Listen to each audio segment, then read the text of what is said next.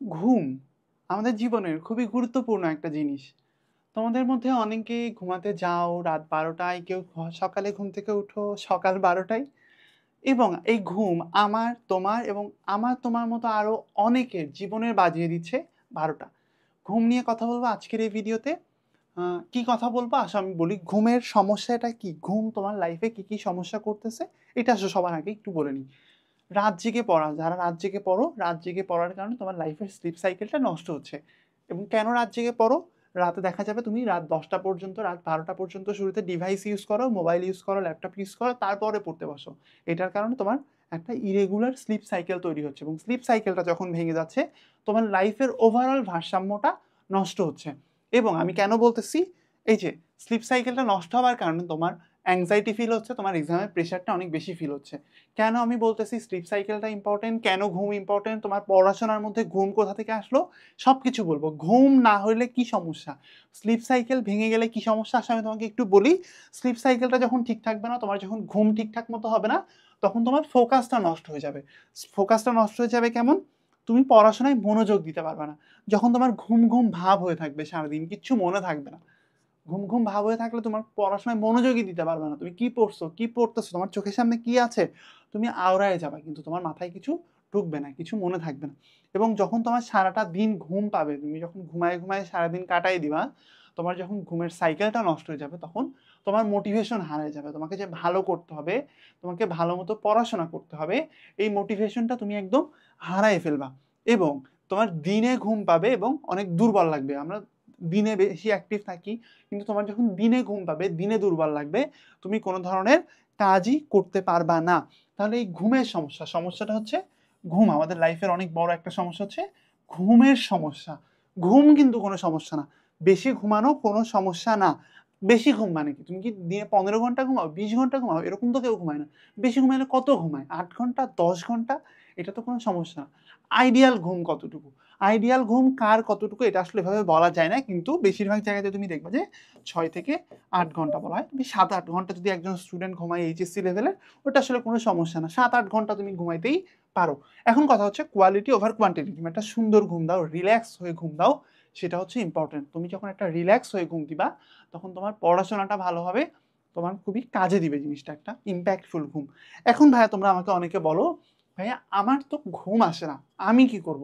হ্যাঁ, তোমার ঘুম আসে না, এটার অনেকগুলো কারণ আছে। সেই কারণগুলো আমি তোমাকে বলবো এবং কারণগুলোর সমাধান দিব। এবং ঘুম নিয়ে আমি ভবিষ্যতে আরও একটা ভিডিও বানাবো, সেখানে আমি তোমাদেরকে ঘুমের জন্য আরেকটা টিপস দিব, খুব স্পেসিফিক একটা টিপস। সেটা হচ্ছে পাওয়ার ন্যাপ এবং কফি ন্যাপ। সেটা নিয়ে পরে কথা বলবো। তোমাদের যে ঘুম আসে না, এই ঘুম না আসার কারণ নিয়ে আসি একটু কথা বলি।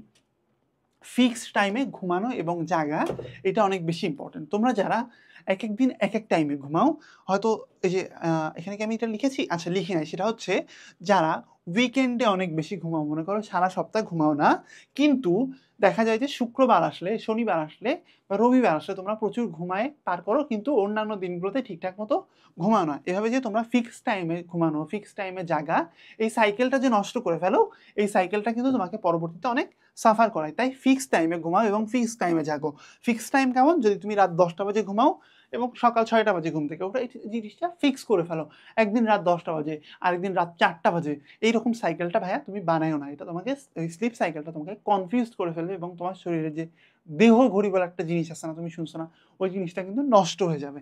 আসো, ঘুমানোর ৩০ থেকে ৬০ মিনিট আগে ফোনটা রেখে দাও। ঘুমানোর আগে যদি তুমি মোবাইল ইউজ করো, তাহলে তোমার brain over sensitive, over reactive হয়ে থাকে, তোমার ব্রেন অ্যাক্টিভ হয়ে থাকে, যেটার কারণে তোমার ঘুম আসতে চায় না, এবং ঘুম আসলেও তোমার ব্রেন অনেকক্ষণ পর্যন্ত অ্যাক্টিভ হয়ে থাকে, যেটার কারণে তোমার ঘুমটা ঠিকঠাক মতো হয় না, ব্রেন স্টেবল হয় না, ব্রেন রিল্যাক্স হয় না, তোমার পড়াশোনা মনে থাকে না। এই জন্য ঠিকঠাক ঘুমানোর জন্য ঘুমানোর ৩০ থেকে ৬০ মিনিট আগে মোবাইলটা রেখে দেওয়ার চেষ্টা করো। এরপরে বাবা মার সাথে গল্প করো, পড়াশোনা করো চাইলে, বা তিলাওয়াত করো, যারা রিলিজিয়াস আছো, কিছু একটা করো, কোনো একটা অ্যাক্টিভিটিস করো, কিন্তু কোনোভাবেই মোবাইল বা ডিভাইসের কাছে থেকো না। বিছানায় থেকো না সারাদিন। তোমাদের অনেকের অভ্যাস, আমার নিজের অভ্যাস, যে হচ্ছে সারাদিন বিছানায় শুয়ে থাকি, বিছানায় বসে থাকি, বিছানায় কাজ করি, বিছানায় পড়ি। এই অভ্যাসটার কারণে আমি তোমাকে একটা সায়েন্টিফিক জিনিস বলি। একটা সায়েন্টিফিক একটা ফ্যাক্ট আছে, যেটা বলে যে ঘুমানোর জন্য সারাদিনে যে টেম্পারেচারে তুমি থাকো, তার থেকে একটু কম টেম্পারেচারে যেতে হয়। মনে করো টেম্পারেচারটা হচ্ছে ৪ ডিগ্রি, ধরো আমি বলি। তো সারাদিন যদি তুমি 40 ডিগ্রি টেম্পারেচারে থাকো, ঘুমানোর জন্য তোমাকে 36 ডিগ্রি টেম্পারেচারে ঢুকতে হয়। তো সারাদিন মনে করো তুমি বাইরে কাজকাম করো, রাতে যখন তুমি বিছানায় চলে যাও তখন তোমার বিছানার টেম্পারেচারটা একটু কম থাকে, ধরো 36 ডিগ্রি 35 ডিগ্রি, তখন তোমার একটা ঘুম এসে যায়। কিন্তু যদি তুমি সারাদিনই বিছানায় থাকো, তোমার ওই টেম্পারেচারটা কিন্তু কমে না, যার কারণে তোমার ঘুম আসে না। যাদের বাসায় এসি আছে তাদের কথা আলাদা, তুমি ধরো টেম্পারেচারটা কমায় ঘুমায় গেলা, কিন্তু যাদের বাসায় ভাইয়া এসি নেই তোমাদের কিন্তু এই যে এই জিনিসটা একটা ইফেক্ট ফেলে, টেম্পারেচারটা না কমা। আর একটা হচ্ছে দিনে বেশিক্ষণ না ঘুমানো। যদি তুমি দিনে অনেকক্ষণ ঘুমায় ফেলো, দিনে 3-4 ঘন্টা ঘুমায় যাও, রাতে কিন্তু তুমি ক্লান্ত হবা না, এটার কারণে তোমার রাতে ঘুম আসতে চাবে না। আর একটা হচ্ছে সন্ধ্যার পর চা কফি পান না করা।